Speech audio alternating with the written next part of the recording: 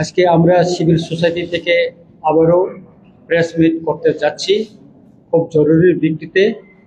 আপনারা সবাই জানেন আগামী 13ই অক্টোবর 2025 আমরা সিভিল সোসাইটি থেকে 13 ঘন্টার বন আহ্বান করেছি 7 দফার দাবিতে।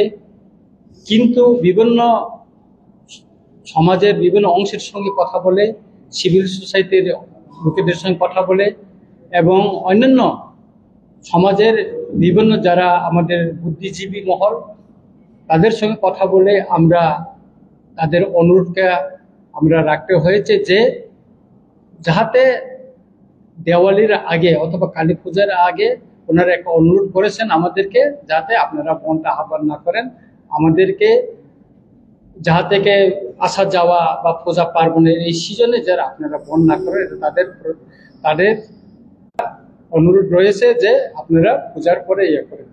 তাই আমরা সিভিল সোসাইটির বিভিন্ন অংশের সঙ্গে আলোচনা করে আজ আমরা সিদ্ধান্ত নিয়েছি 13 তারিখ বনটা আগামী 23 তারিখ অক্টোবর 2025 12 ঘন্টা থেকে সেটা 24 ঘন্টা করা হয়েছে। ওই দিন ভোর 6টা থেকে পরের দিন ভোর 6টা পর্যন্ত বন চলবে। এর ভিতরে আমাদের যেটা ফায়ার সার্ভিস বা অ্যাম্বুলেন্স এই সমস্ত ইয়ে করা আছে। এখানে আমরা কেন বন দেখেছি তার একটা আমরা এখানে বিস্তারিত ব্যাখ্যা আমরা এখানে আপনাদের সামনে তুলে ধরেছি এবং এখানে কি কি কারণে দাবিগুলি আরেকটা আমরা এখানে যুক্ত করছি, সেটা হচ্ছে কি এটিতে এনএলএটির সঙ্গে যে ত্রিপাক্ষিক একট যে হইল 4 সেপ্টেম্বর 2024 সেটাকে আমরা যুক্ত করেছি। কারণ এই সিভিল সোসাইটিতে আন্দোলনের সঙ্গে তারাও যুক্ত হইতে চায়, সেই জন্য তাদেরকেও আমরা যুক্ত করলাম। তাদের দাবিটা আমরা এখানে আমাদের এই আগের যে দাবিগুলির সঙ্গে যুক্ত করে দিয়েছি। সুতরাং আমরা সবার কাছে অনুরোধ করব যে আগামী 13 অক্টোবর পরিবর্তে 23 অক্টোবর সারা ত্রিপুরায় 24 ঘন্টার বন হবে এবং আমরা যে দাবিগুলি আমরা এখানে 8 দফা দাবি দিয়েছি তাদের ভিতরে রয়েছে আমরা যে সারা ত্রিপুরা ইলিগাল মাইগ্রেন্ট যে বিরুদ্ধে যে অপারেশন হওয়ার কথা, অ্যাডমিনিস্ট্রেটিভ অপারেশন হওয়ার কথা, সেটা এখনো করা হয়নি। ডিটেনশন ক্যাম্প তৈরি করা হয়নি, স্পেশাল টাস্ক ফোর্স একটা ডিস্ট্রিক্ট বা অন্যান্য করা হয়নি এবং ইনার লাইন পারমিট যেটা 1993 সনে এটিটিএফের সঙ্গে চুক্তি হয়েছিল সেটা এখনো কার্যকরী হয়নি। তারপরে ত্রিপাক্ষিক একট, ত্রিপাশা একট বা এই একটটাও কার্যকরী হয়নি। তারপরে রোমান স্ক্রিপ্ট ককবরক ল্যাঙ্গুয়েজের জন্য এটা সরকারিভাবে ঘোষণা করা এবং শিডিউল কাস্ট শিডিউল ট্রাইব যেগুলি ফেক সার্টিফিকেট যে নিয়ে যারা চাকরি করছেন বা বিভিন্ন সরকারি সুবিধা নিচ্ছেন সেটা বাতিল করা এবং 8 নম্বর হচ্ছে ত্রিপাক্ষিক এগ্রিমেন্ট যে এটিটিএফ এবং এনএলএফের সঙ্গে 4 সেপ্টেম্বর এই দাবিকে নিয়ে আমরা বন্ধ করতে যাচ্ছি।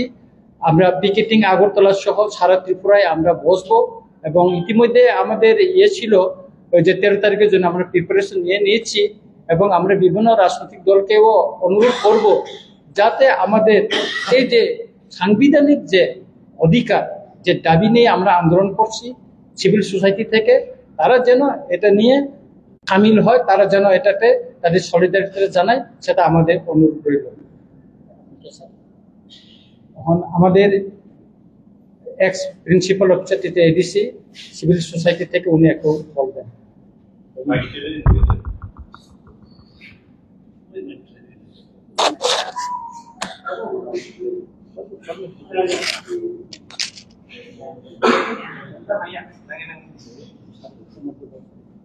সিভিল সোসাইটির পক্ষ থেকে আমি বলছি, আমার মূলত অনুরোধ থাকবে আপামর জনগণ ত্রিপুরাবাসীর কাছে যে আমাদের এই 8 দফা দাবি যার ভিত্তিতে আমরা 23 তারিখ বন আহ্বান করছি সেটা বর্তমান যুগে খুবই প্রয়োজনীয়।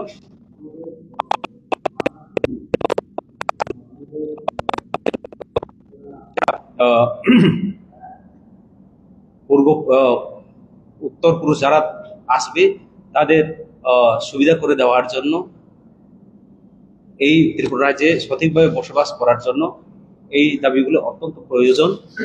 আমাদের মাননীয় এমএলএ যিনি বলেছেন সে সম্পর্কে আমি মনে করব ত্রিপুরাবাসী সেটাকে সমর্থন করবেন এবং এটার প্রয়োজনীয়তা অনুভব করে 23 তারিখ আমাদের আহ্বানে সাড়া দিয়ে আমাদের সঙ্গে সামিল হবেন, এই আহ্বানটাই থাকবে।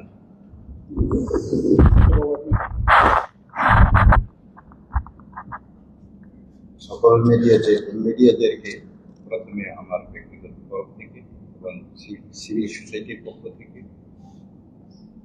ধন্যবাদ জ্ঞাপন করছি। আমাদের যে 12 ঘন্টার যে স্ট্রাইক বন্ধ, ত্রিপুরা বন্ধ, এটা পোস্টপোন করা হয়েছে। কোন কারণে করা হয়েছে সেটা আমাদের এমএলএ সব বলেছেন আমার আগেই। এই ব্যাপারে আমার বলার কিছু নেই। আমার মনে হয় সবাই পরিষ্কার বুঝে গেছে, আশা করি বোঝার কথা। তো মূলত আমি এটাই দেশবাসীর কাছে অনুরোধ রাখব, আমরা আগামী 13 তারিখ অক্টোবরের পরিবর্তে 23 তারিখ অক্টোবর করা হয়েছে। তো এই বন্ধ কেন করা হয়েছে আপনারা সবাই জানেন, ত্রিপুরাবাসী জানেন, ভারতবাসীরা সবাই জানেন। ভারতবর্ষে এত করাপশনের পিছনে মূল কারণ হচ্ছে অবৈধ অনুপ্রবেশকারী। এই অবৈধ অনুপ্রবেশকারী যতদিন পর্যন্ত সমস্যার সমাধান না হয় ততদিন পর্যন্ত ত্রিপুরাবাসী এবং ভারতবাসীর ভবিষ্যৎ অস্তিত্ব কোনো গ্যারান্টি নেই। কাজেই আগামী প্রজন্মের ভারতবাসী এবং ত্রিপুরাবাসীদের কি বাঙালি, কি মুসলিম, কি ত্রিপুরী, যারা জেনুইন ত্রিপুরাবাসী অথবা জেনুইন ভারতবাসী, তাদের ভবিষ্যৎ অস্তিত্বের প্রশ্নেই এই অবৈধ অনুপ্রবেশকারী ইস্যুটা সবচেয়ে বেশি গুরুত্বপূর্ণ হয়েছে। কাজেই আমি জেনুইন অথবা অরিজিনাল লিগেলি ত্রিপুরার নাগরিক এবং ভারতবাসী, কি বাঙালি, কি মুসলিম, কি ত্রিপুরী, জাতি ধর্ম নির্বিশেষে আগামী 23 তারিখের যে 24 ঘন্টার বন্ধ সাফল্য করবেন এবং আগামী প্রজন্মের ভবিষ্যৎ নিরাপত্তার গ্যারান্টি নিশ্চিত করার এই আন্দোলনে সবাই সামিল হবেন। কেউ পিছিয়ে যাবেন না, জাতি ভেদাভেদের প্রশ্ন উঠে না। আমরা বলবো না এখানে সব বাঙালি বাংলাদেশি, সব ত্রিপুরী বাংলাদেশি, সব রিয়াংরাই বাংলাদেশি। গতকাল শুনেছি হতাগিরি মঞ্চে মাননীয় ত্রিপুরার চিফ মিনিস্টার বলেছিলেন এখানে রিয়াংরাও নাকি যে বাংলাদেশ থেকে এসেছে।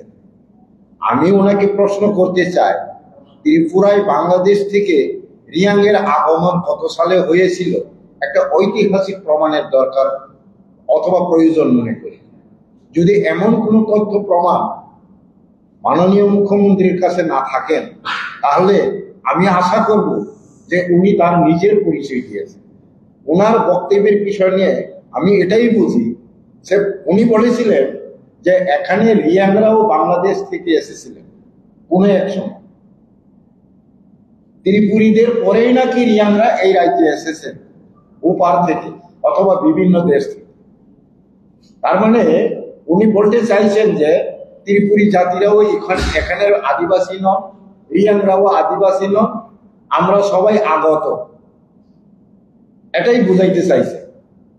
তা আমি জানতে চাইব, আমি ওনাকে প্রশ্ন করব যে এখানে ত্রিপুরী জাতিরা কত সালে কোন রাষ্ট্র থেকে আগমন হয়েছে এরকম একটা প্রমাণ দেখা, এবং রিয়াংরা বাংলাদেশ থেকে কত সালে আগমন হয়েছে এটা তার একটা প্রমাণ সহকারে যুক্তি দেখানো হোক।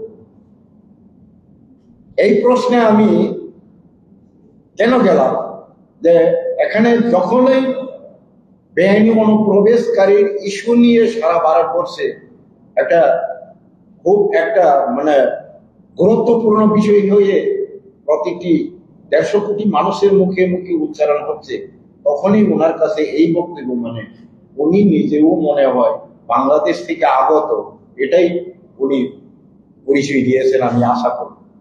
কাজেই আমরা সিভিল সোসাইটি কোনোদিন মনে করবো না যে সব বাঙালি বাংলাদেশি, সব মণিপুরি বা রিয়াং বাংলাদেশি, সব ত্রিপুরী বাংলাদেশি, আমি সেটা বলবো না।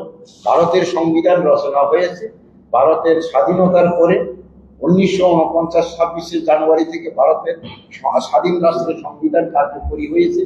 সেই সংবিধান মোতাবেক যাদেরকে নাগরিক স্বীকৃতি দিয়েছেন সংবিধান, ওরা ভারতের নাগরিক হবেন।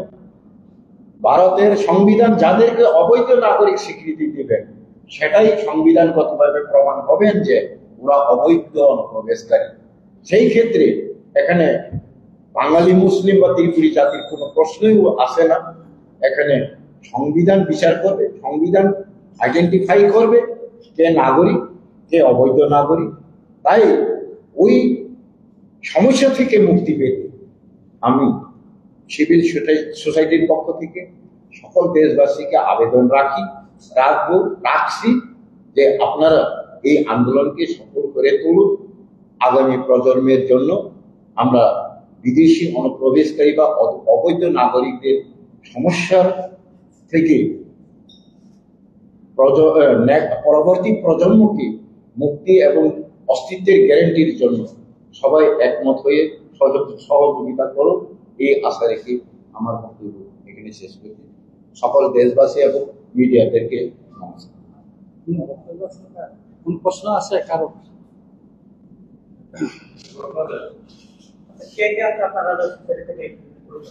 উনি টিপিএফ যে ত্রিপুরা পিপলস ফ্রন্ট থেকে পাতাল পিনার, উনি ভাইস প্রেসিডেন্ট ছিলেন। উনি আমাদের সিভিল সোসাইটি ওনার চিত্র দেববর্মা। তারপর উনি CCS officer, senior citizen, CCS officer, principal officer, তৃতীয় এডিসি ছিলেন। উনি আপনি রিটায়ার, উনি আছেন অমরদীপ দেববর্মা। চিত্তর দেববর্মা উনি এটিপিএফ এর চিফ অফ আর্মি স্টাফ ছিলেন, উনি এখানে আছেন। তারপর অসিত দাস, উনি সিভিল সোসাইটি থেকে আছেন, সোশ্যাল ওয়ার্কার। তারপরে আশিরাম রিয়া, উনি আছেন, উনিও থেকে ত্রিপুরা মথার থেকে একটা সিভিল সোসাইটি থেকে আছেন, উনি এখানে সবাই বসছেন। আর আমার পরিচিত আর দিতে হবে না, সবাই জানে। সংসদের যে দাবিগুলো আছে সেই দাবিগুলোর ভিতরে